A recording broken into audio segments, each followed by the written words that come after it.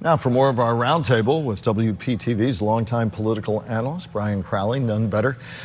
Orthodoxy is going to be challenged a lot in Washington. Lois Frankel, a longtime congresswoman and former West Palm Beach mayor, a Democrat, of course, talking about concerns, among other things, about vaccines. RFK Jr. set, if his nomination's proved, to be HHS secretary. Other voices who, if not outright anti-vaccine, have different views, may head to Washington. We've seen at the state level a preview of this to some extent. The health czar, his boss on health, Joseph Ladapo for Ron DeSantis, has been a strident voice over the years about vaccines or his skepticism about them. People like Lois Frankel worry about that at a national level. Listen, and then I want you to weigh in. What concerns do you have? Well, there's a difference between not taking away vaccines, which is good. He should not be taking away vaccines.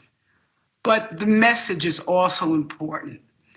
A message of discouragement or minimizing the effectiveness could have a dramatic effect, and not only the health of our children, of a child, but the health of the communities.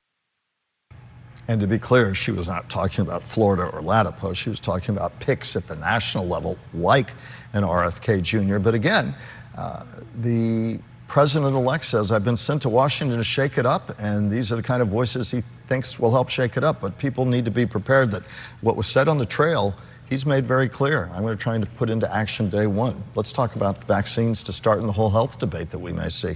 You know, I think that one of the great things about our country was when we were able to develop vaccines to eliminate smallpox and polio. My father was a victim of polio and suffered mightily his entire life as a result of having polio. And I think the downside has been that we now have some generations that haven't experienced those kinds of diseases that were so common 50, 60, 70 years ago. And the danger I think we have if we stop doing some of these vaccines is, are we going to bring back polio? Are we going to bring back smallpox? Are other diseases going to come up? And there's been no indication, and RFK said, people can get their vaccines if they want them, but clearly people are worried about where will the conversation perhaps go. That is nonsense for him to say that.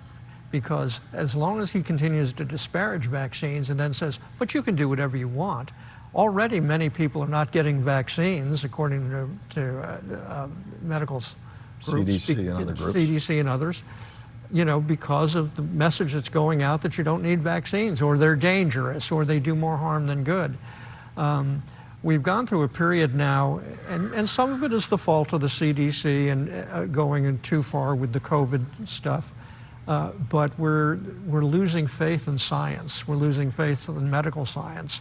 And that's not a healthy thing. And look, you want to experience polio. I experienced it firsthand watching my father as I was growing up. So I know how horrific it can be. Other topics, free trade, long orthodoxy with the old guard Republicans. The president-elect's made clear that on day one, tariffs, Mexico, Canada, increasing tariffs against China. Economists argue that it's going to end up being its own kind of tax because imported goods will become either scarcer and or, one tends to follow the others in terms of supply and demand, more expensive for consumers. It was talked about on the campaign trail. The president-elect insists that it will be good for the economy and will pay for itself.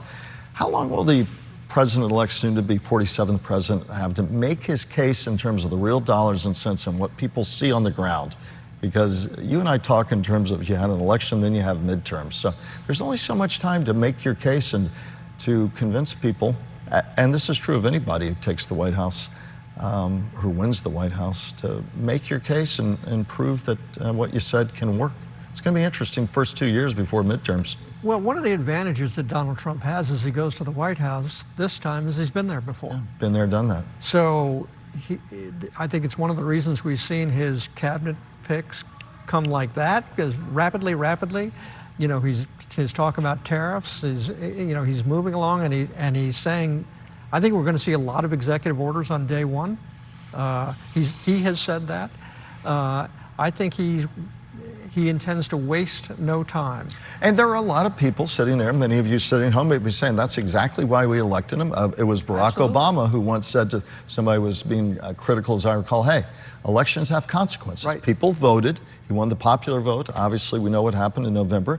And he said, I'm going to make good on my pledges. And indeed, thus far, has given it every indication he will. And there will be a lot of people applauding that as well.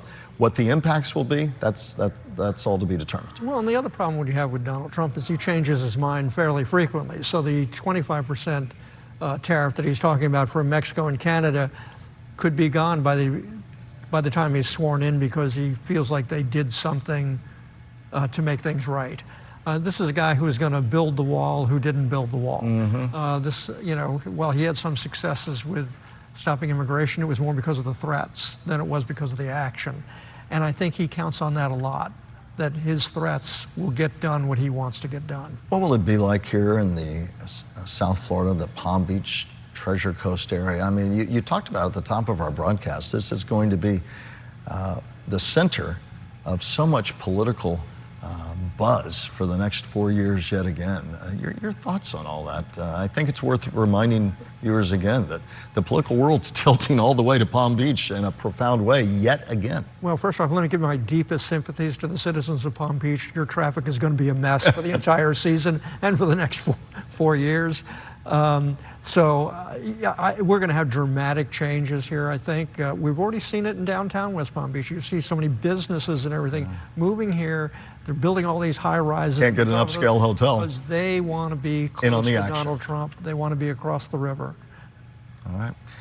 Brian Crowley, none better. And we will come back with your final thoughts on this Thanksgiving weekend, and we'll have all of that in just a moment.